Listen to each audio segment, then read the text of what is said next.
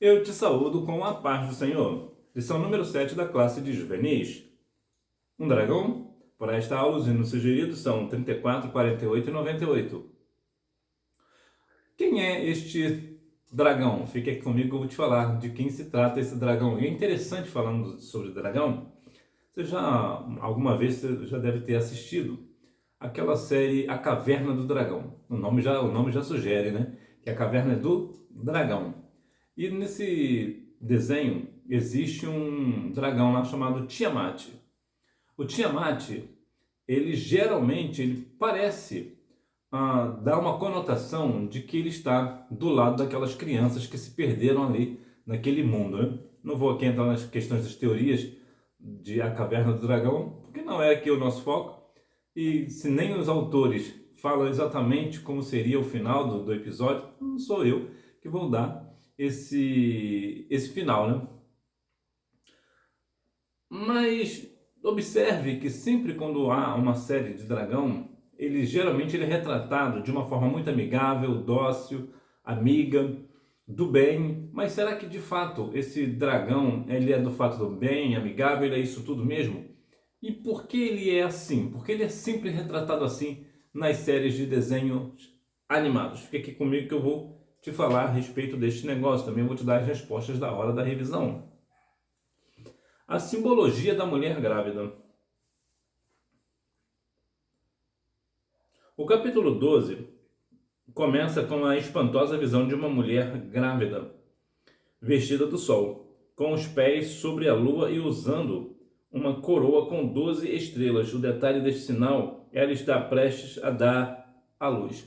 Nota aqui que são 12 estrelas.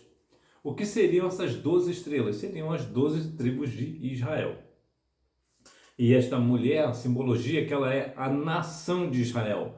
Portanto, as 12 estrelas, que são as 12 tribos de Israel, que dará à luz, né, dará início à nação de Israel. Quem essa mulher representa? Apesar das inúmeras teorias, você precisa saber que a mulher em trabalho de parto representa a nação de Israel. No Antigo Testamento, a nação de Israel é comparada a uma mulher grávida prestes a dar à luz. Israel também é representado por uma mulher que num único parto deu à luz a muitos filhos e filhas. Notamos que esta mulher que vai dar à luz, e aqui no caso, como diz Isaías 66, 8, que vai falar sobre a questão das nações, da nação de Israel, voltando para a sua casa.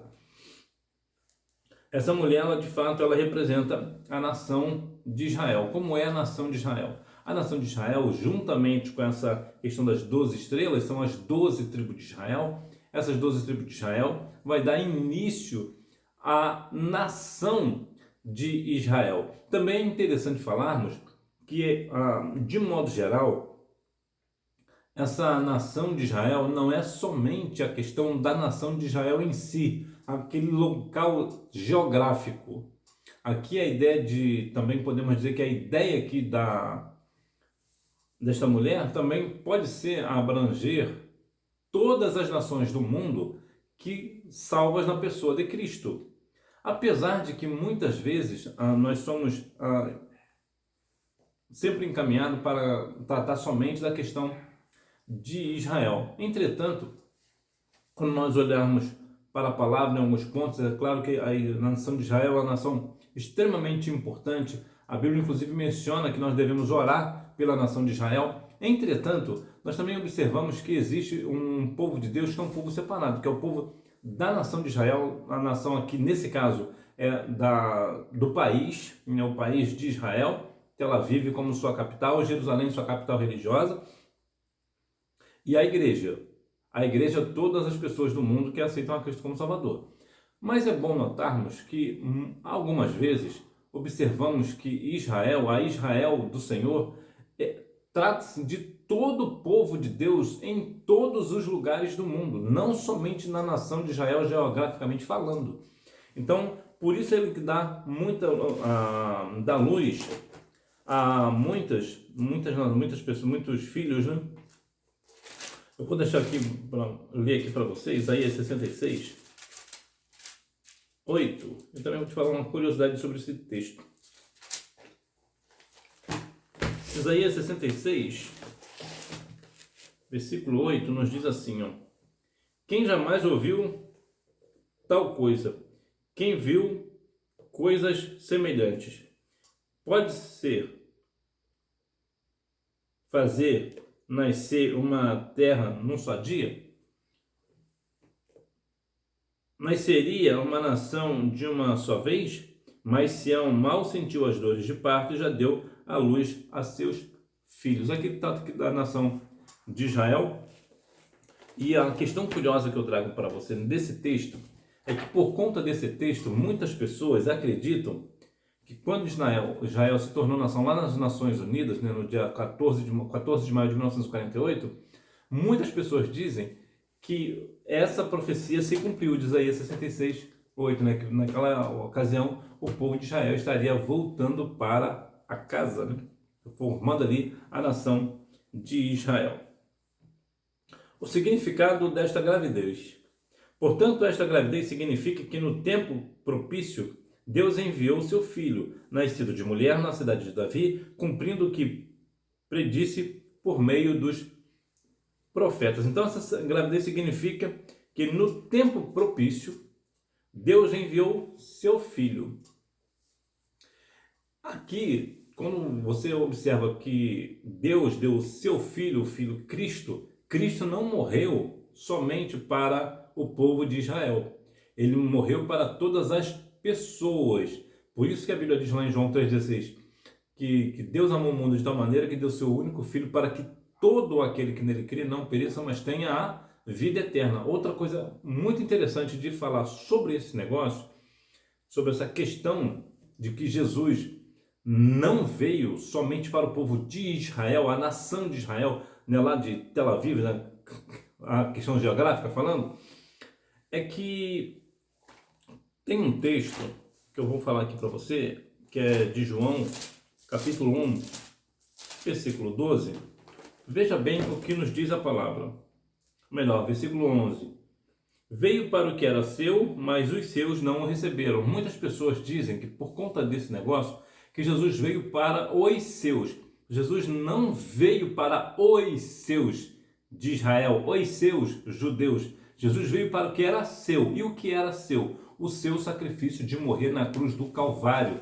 Jesus não veio somente para uma nação específica, somente para a nação de Israel. Mais uma vez, nação aqui, o povo, né, lá de Israel. Oriente Médio, né? Essa parte aí da geografia eu acho que eu faltei. Mas é Oriente Médio, né? Israel e Oriente Médio, né? Ali pro lado da Palestina. Então é importante deixar isso claro, porque muitas vezes você vai ouvir nas igrejas que Jesus veio para os seus, né, os seus escolhidos, mas os seus os rejeitaram. Isso não é verdade, a Bíblia não diz isso. O que a Bíblia diz é que Jesus veio para o que era seu, que era para o seu sacrifício de morrer na cruz do Calvário por toda a humanidade, e não somente por Israel. Sua beleza e esplendor. Israel é como uma mulher vestida do sol, revelando que a sua verdadeira glória está em refletir a luz de Deus para as demais nações da terra. Ao lermos as Escrituras, descobrimos que o Senhor se apresenta como o sol e veste-se de luz. Aqui cabe ali Mateus capítulo 5, versículo 13, que diz que nós somos o sal da terra e luz do mundo. Então nós devemos refletir a luz do Senhor. Nós devemos refletir, sermos iguais a Ele, né? A ideia aqui de santidade, de purificação, de santificação, de exemplo, de testemunha. Então nós devemos fazer o quê? Refletir a luz do Senhor. Nós devemos de fato ser exemplo, de fato ser o sal e luz do mundo. Quando, por exemplo, em algum lugar, de vez em quando acontece no Brasil, por exemplo, quando uma cidade inteira fica no escuro, né? Inclusive teve, há um tempo atrás, teve lá, acho que Macapá, né? A cidade inteira ficou no escuro e ninguém sabe onde fica nada, todo mundo fica perdido no escuro. E nós devemos trazer exatamente o contrário. Em vez de ser a escuridão, nós devemos trazer o quê? Devemos trazer a luz. Por quê? Porque quando nós trazemos a luz, nós trazemos luz para as pessoas. Então as pessoas conseguem ver o seu caminho, né? O caminho por onde estão passando. E quem é o caminho? Jesus é o caminho, a verdade e a vida. Então nós devemos mostrar, né? Trazer à luz o caminho, trazer à luz Cristo, né? Para que as pessoas venham assim aceitar a Cristo como seu único e suficiente Salvador. Então muitas vezes, algumas cidades, às vezes até mesmo dentro da nossa casa, quando falta luz, por exemplo, mesmo nós sabendo, conhecendo bem a nossa casa, quando falta luz, o que acontece? Isso eu digo à noite, né? Que de dia, claro, a gente vai ver. Mas à noite, nós ficamos completamente perdidos. Nós precisamos acender uma vela, ligar a lanterna do celular ou coisa do tipo. Por quê? Porque mesmo morando na nossa casa, sabendo onde tudo está, no escuro ninguém vê nada. Nós perdemos a direção, nós perdemos o senso de tudo, absolutamente tudo. Então nós trazemos esse esplendor, nós trazemos a luz da palavra do Senhor, nós trazemos esclarecimento para as pessoas começam a ver a luz do Senhor. A lua e a coroa com 12 estrelas. O apóstolo João narra que viu a mulher em pé sobre a lua, assim como a lua brilha nas noites mais escuras. Israel deverá brilhar e confirmar sua aliança como povo de Deus durante a grande tribulação. É interessante a grande tribulação, porque é um tema muito pouco falado e precisa ser falado. As questões de Apocalipse precisam ser dito nas igrejas. As pessoas hoje falam tanto sobre a questão da prosperidade, na teologia da prosperidade, do ser, na teologia do ser, a teologia disso, a teologia daquilo, mas precisamos falar do livro de Apocalipse, precisamos trazer luz às pessoas.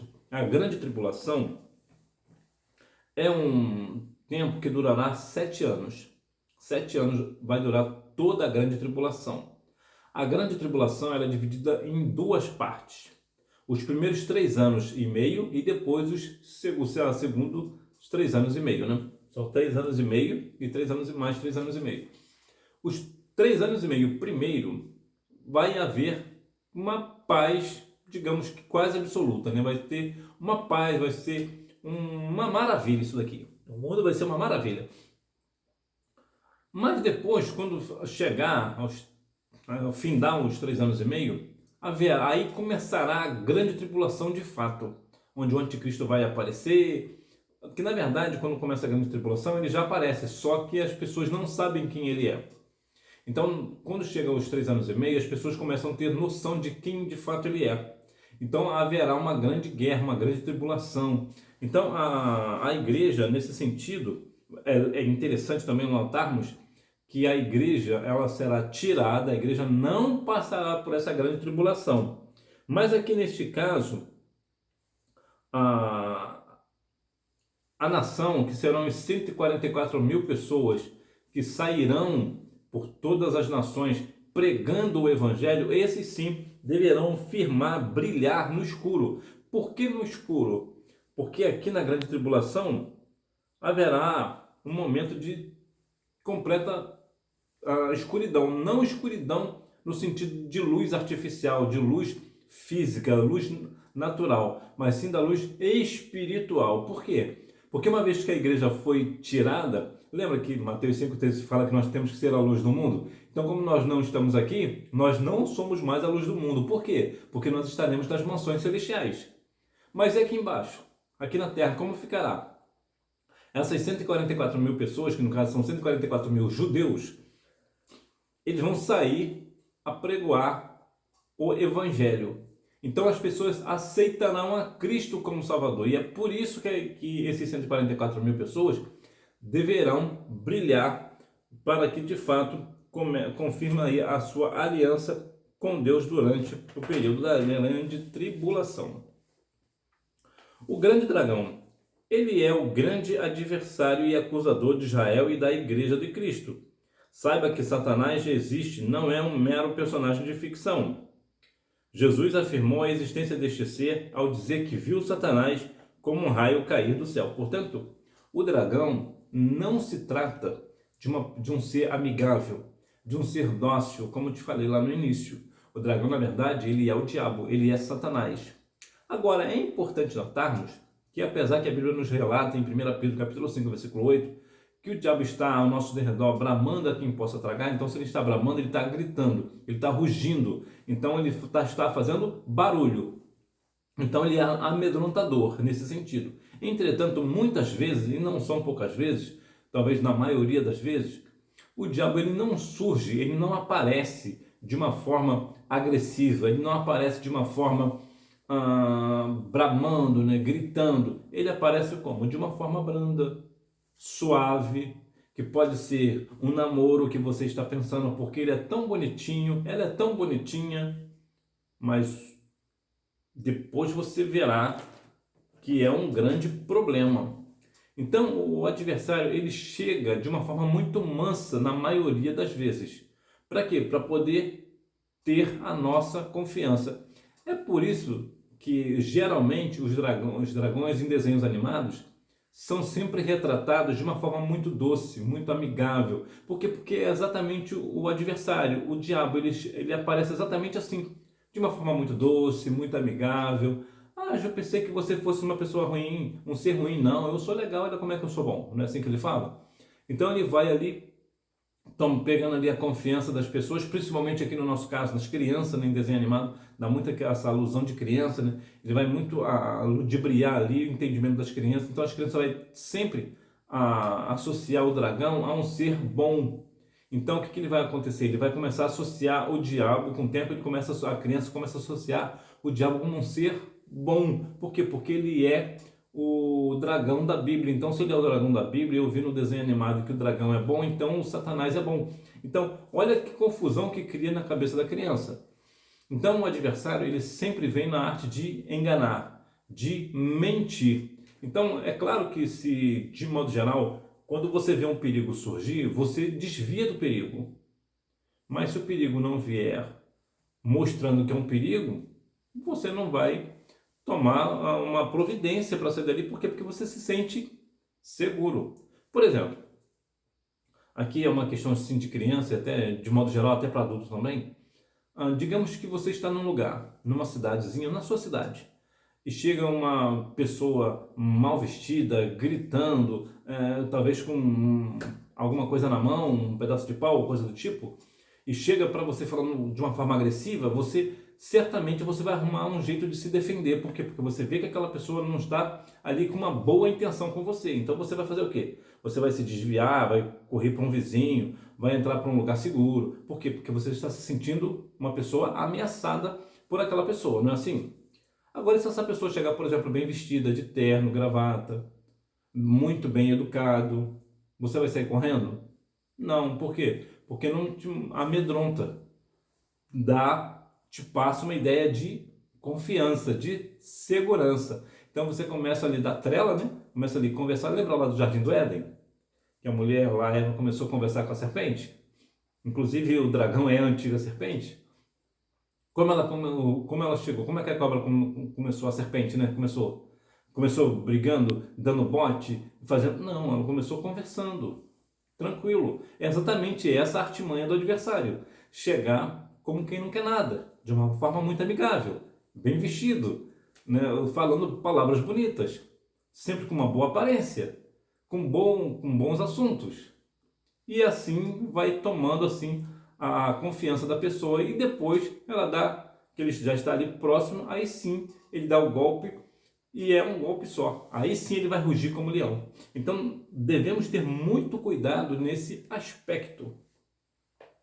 Sua natureza. O dragão descrito em Apocalipse é um ser pessoal que no princípio, levado por sua altivez, ambiciou ser semelhante ao Altíssimo. Ele é um anjo caído que possui intelecto, emoções, vontade e ciência do julgamento de Deus a seu respeito, que nunca mais será para sempre. Olha aqui algumas coisas que eu vou te falar sobre isso daqui.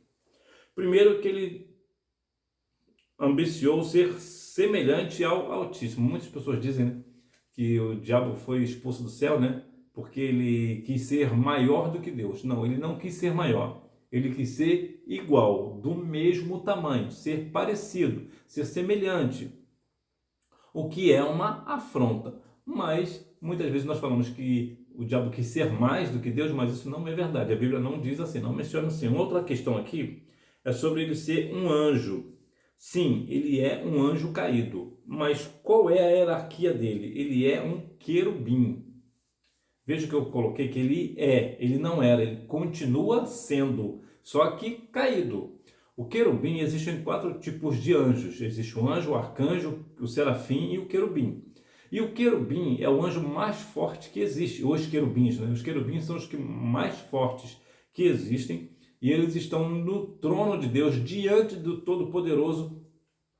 Então ele tem todo ali uma intimidade com o Senhor. Existe um texto muito curioso lá do livro de Judas, a carta de Judas, né? No versículo 9, que fala que quando o arcanjo Miguel, é interessante também que o arcanjo Miguel ele é um anjo de guerra, ele é pronto para guerrear, ele é pronto para isso. Ele é para isso, ele é um anjo de guerra.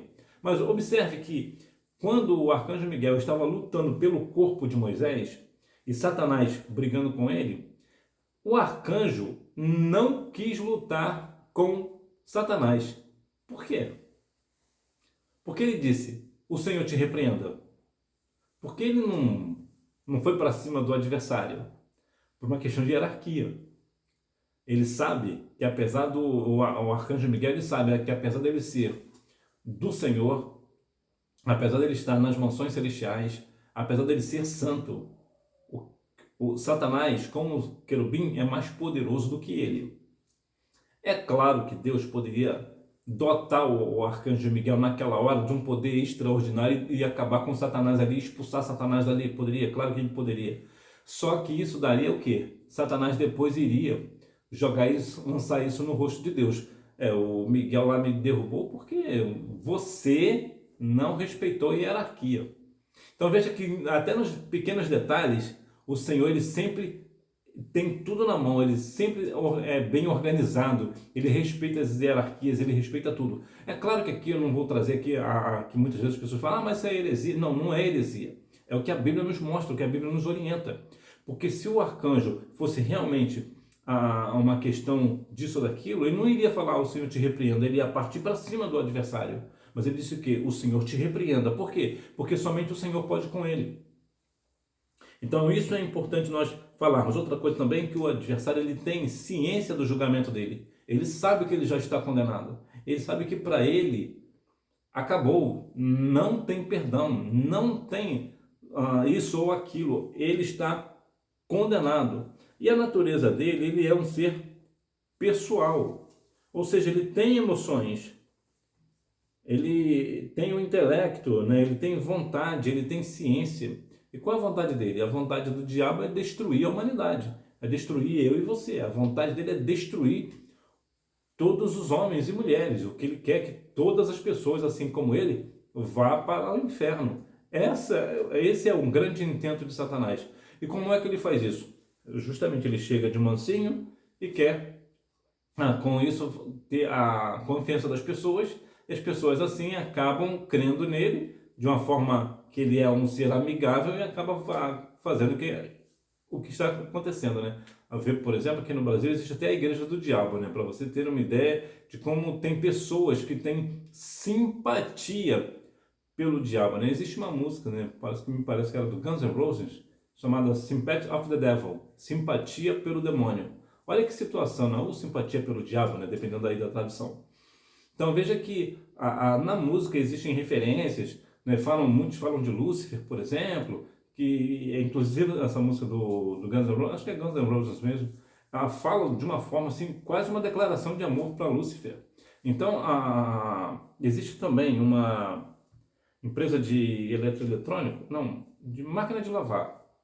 Existe uma máquina de lavar que uma das suas filiais, né, uma das suas assistências técnicas, ela tem um nome que é Lúcifer ao contrário. Então, só você ler Lúcifer de trás para frente, que é o nome meu pai, autorizada dessa empresa de máquina de lavar, né? Máquina de lavar, acho que geladeira. Então, veja que Tem pessoas e empresas que têm simpatia pelo diabo. Veja que ponto que chegamos, né? Que ponto que o homem chegou. E por que isso acontece? Justamente pela forma com que ele chega.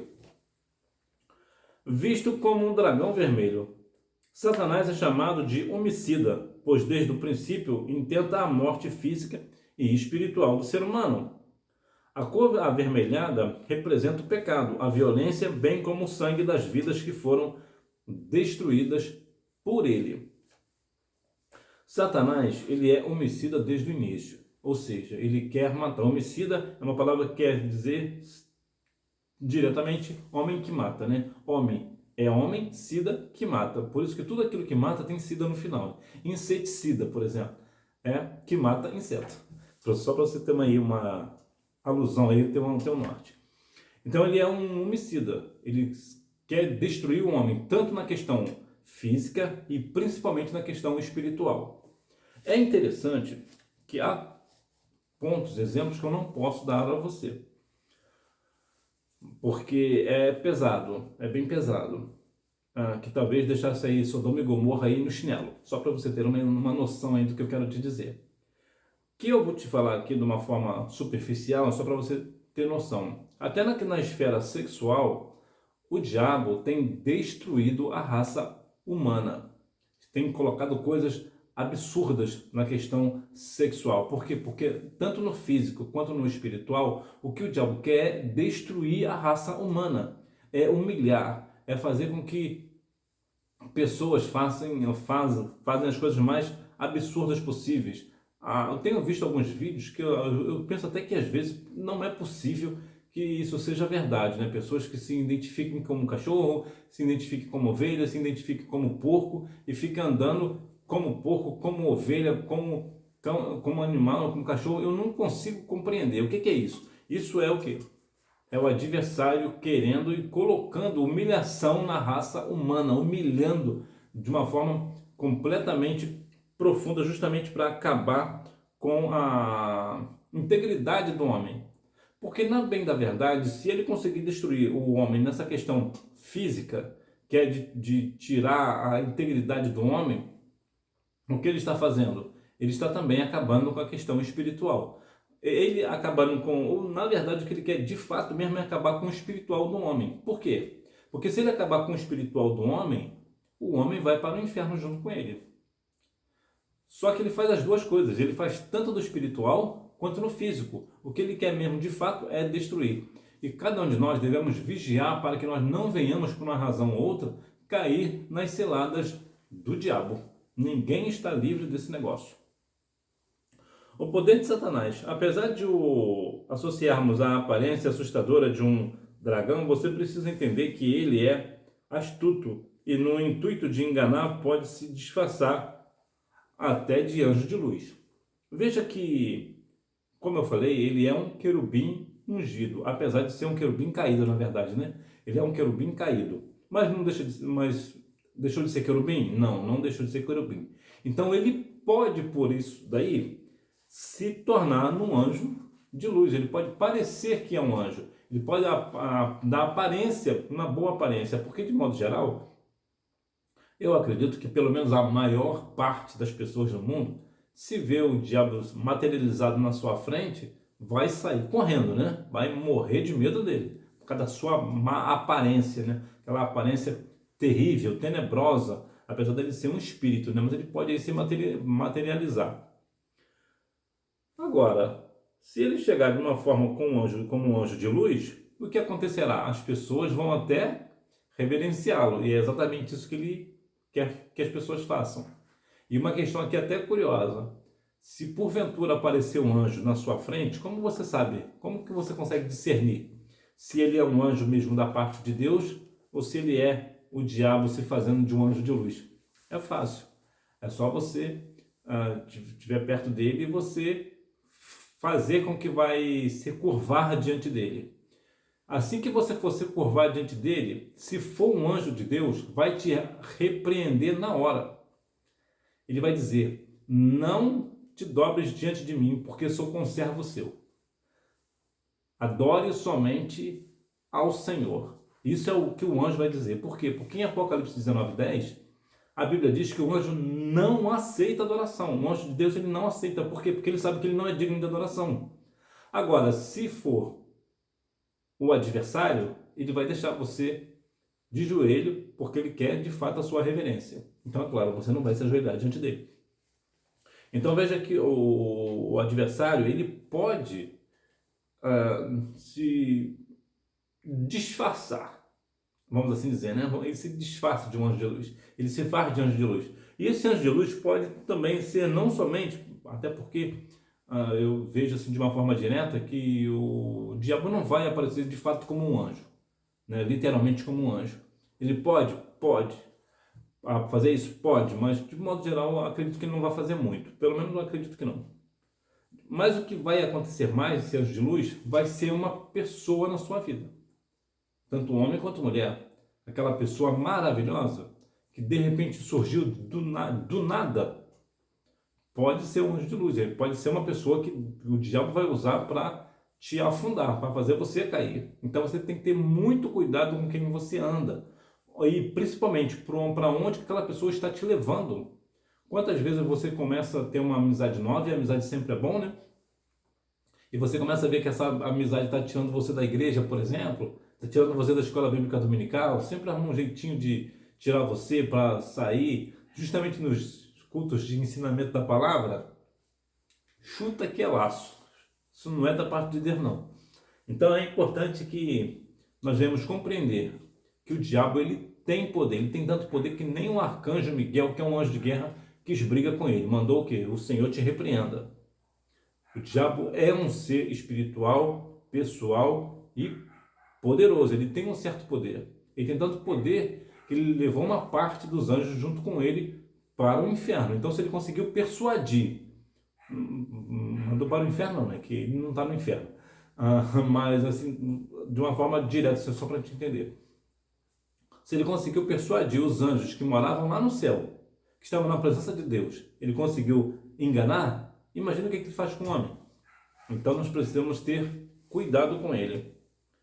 7 cabeças. O significado do número 7 em hebraico dá a ideia de completude. Portanto, as 7 cabeças revelam que Satanás usa o seu intelecto por completo. Ele é inteligente, ardiloso e habilidoso para lidar com a natureza humana a fim de destruí-la. Então, se ele usa aí o seu intelecto por inteiro, e ele é de fato muito inteligente, ele é muito audaz, ele é organizado até, então ele tem uma habilidade muito grande para enganar. A 1 Coríntios capítulo 4, versículo 4 fala que o Deus deste século, né, cegou o entendimento dos incrédulos. Quem é o Deus deste século? É o diabo. Porque Jesus é o Deus de todos os séculos. De séculos em séculos ele é Deus. Agora o Deus deste século é Satanás. Então ele engana, ele tem o poder de enganar. Como eu falei agora, se ele enganou até os anjos que moravam lá no céu, imagina o ser humano. Então nós devemos ter muito cuidado com este negócio. 10 chifres. Os chifres simbolizam sua força e poder espiritual, que não devem ser subestimados. Ele veio para aprisionar e destruir o ser humano. É interessante notarmos que sim, ele tem uma força fora do comum. Ele é muito poderoso. Deus tem mais poder do que ele? Claro que tem. Jesus tem mais poder do que ele? Claro que tem. Com o sopro de Jesus, o diabo ele é derrotado, o anticristo é derrotado. Mas para nós, o diabo ele tem um poder fora do comum. Fora do comum. Então ele não deve ser subestimado. Nós devemos ter cuidado com ele. Não pensa você que você vai encarar o diabo e vai vencer o diabo na força do seu braço. Você não vai. Você não vai. Então se você começa a pensar, começa a agir de uma forma achando, não, eu vou começar a fazer isso aqui para enganar o diabo. Eu vou enfrentar o diabo. Você vai cair. Você vai cair. É importante notar, tem umas referências que eu quero te falar, que é João 10:10, que fala que o ladrão veio para matar, roubar e destruir. Esse ladrão que a Bíblia menciona em João 10:10 não é o diabo. Aqui foi uma referência que eles colocaram aqui, mas não é, isso aqui foi até um erro aí, possivelmente de digitação, mas esse João 10:10 fala dos mercenários, dos falsos mestres, né, dos falsos pastores. Não fala aqui de Satanás.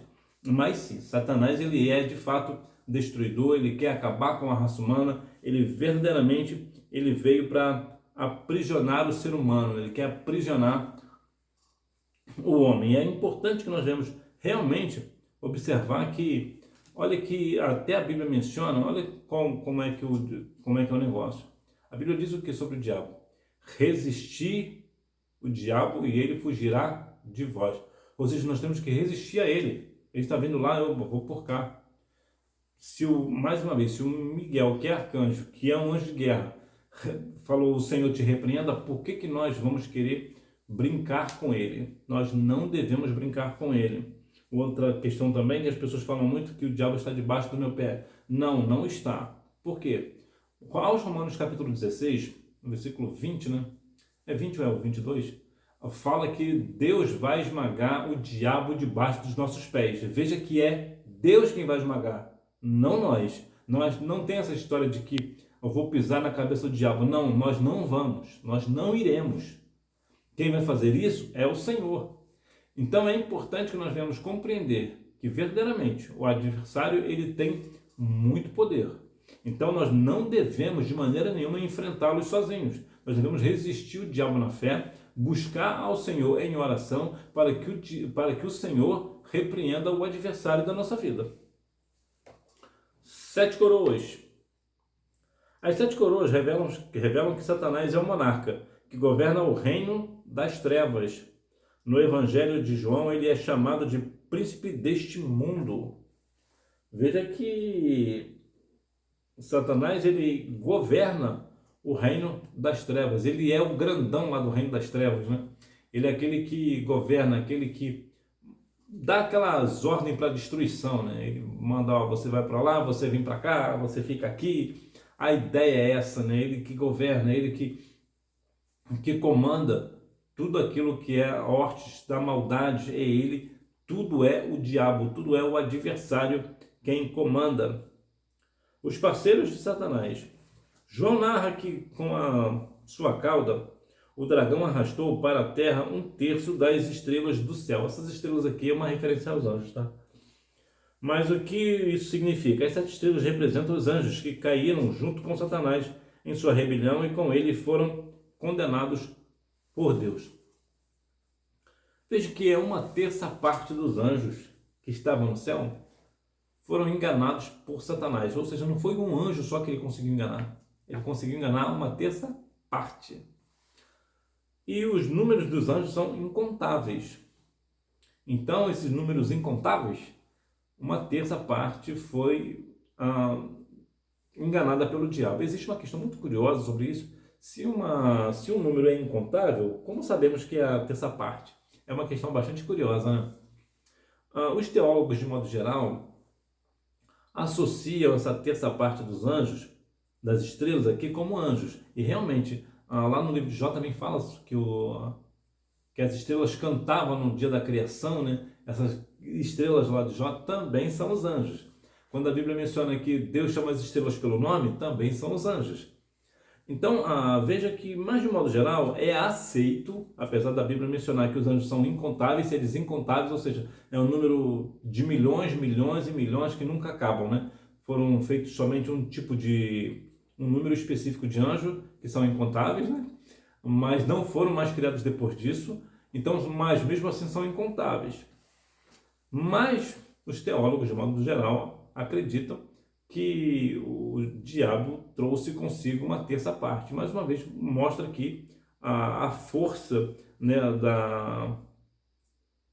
que o diabo tem para governar, para ter força, para persuadir, para enganar, né? Como diz João 8,44, ele nunca se firmou na verdade. E o que aconteceu com o diabo e seus anjos? Eles foram condenados por Deus imediatamente.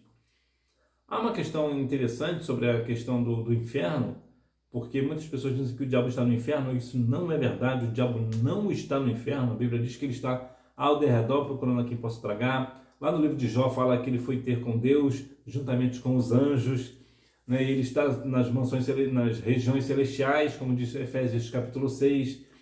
Então veja que o adversário, ele não está, o diabo não está no inferno, ele será lançado lá. Ele, os seus anjos, o anticristo, a morte, o falso profeta, a besta, né? Todos eles serão jogados no lago de fogo.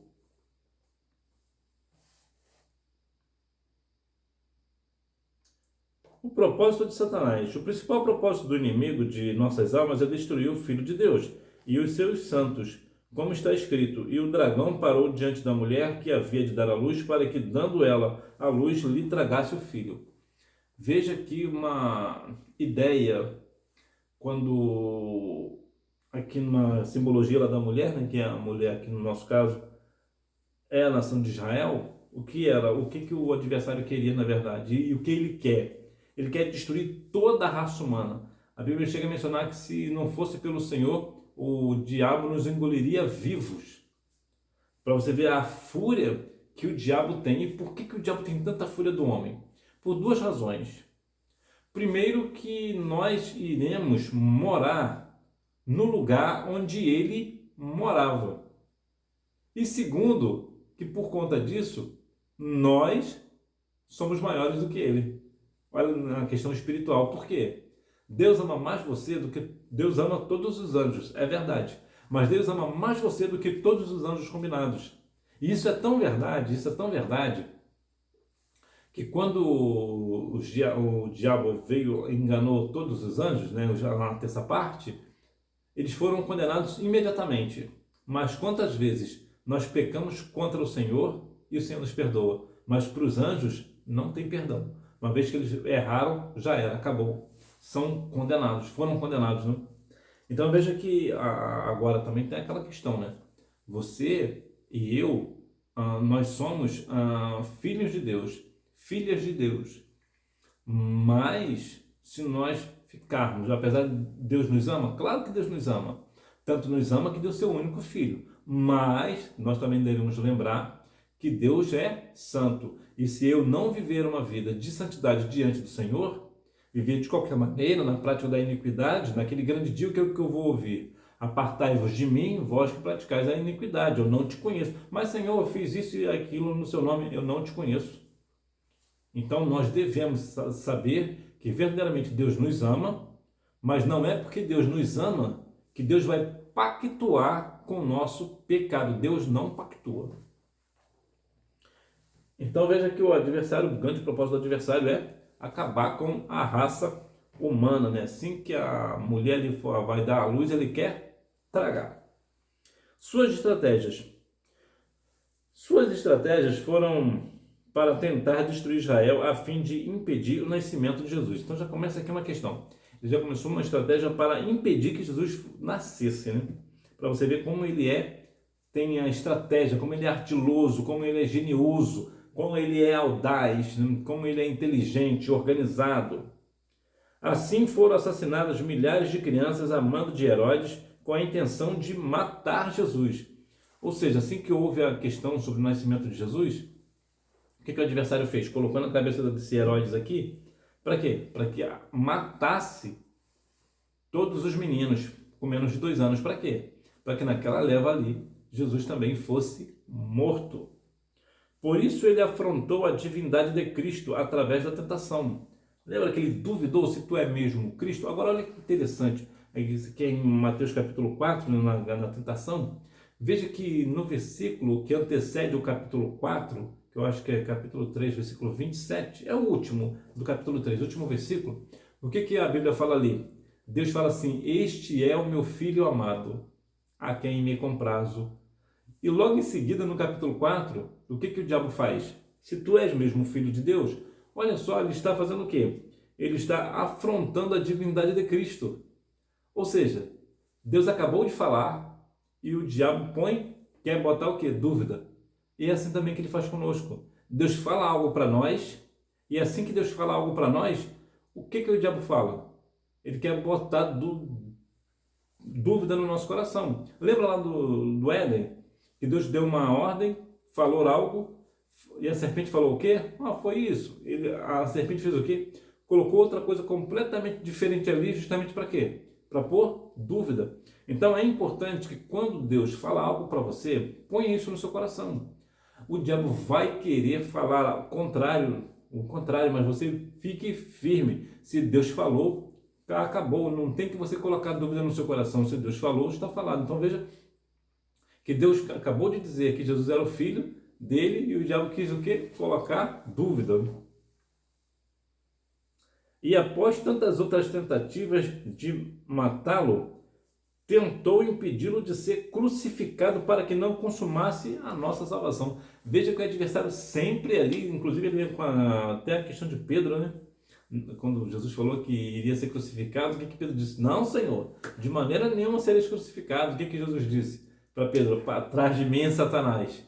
Então, o que era aquilo ali? Era uma tentativa de ludibriar Jesus, né, para que Jesus não morresse na cruz do Calvário, para não cumprir a nossa salvação. Então veja que o adversário ele sempre tentou contra o povo de Deus, ele quer a todo custo acabar com o povo de Deus, mas ele é um derrotado para a glória e honra do nome do nosso Senhor e Salvador Jesus Cristo. Então glorifique o nome do Senhor. Para concluir,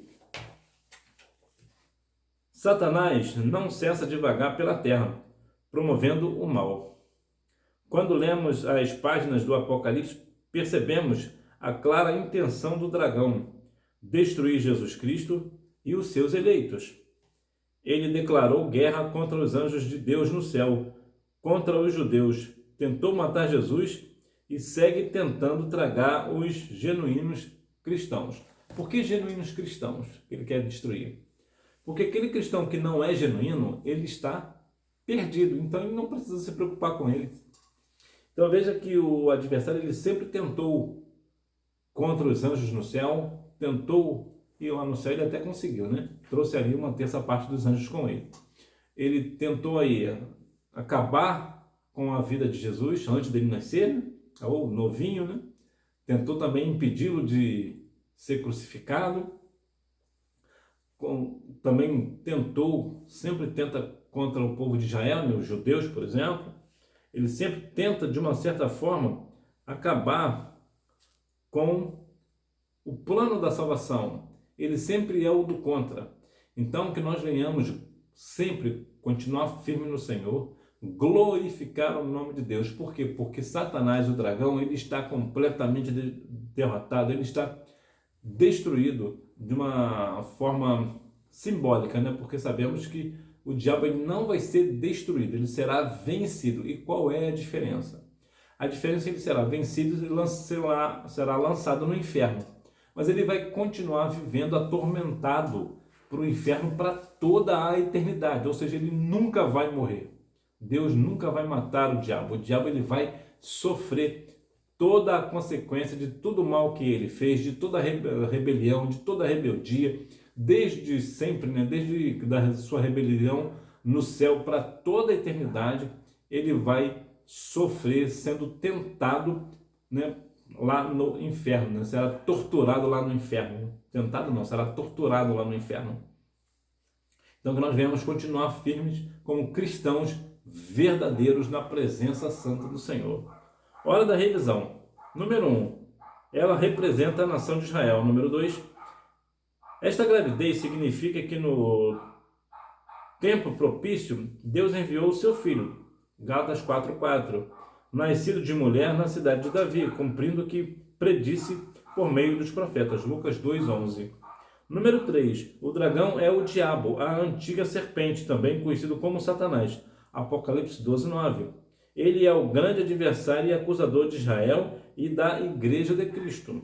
Número 4. Porque desde o princípio intenta a morte física e espiritual do ser humano. João 8:44, 1 Pedro 5:8. Número 5. A cor avermelhada representa o pecado, a violência, bem como o sangue das vidas que foram destruídas por ele.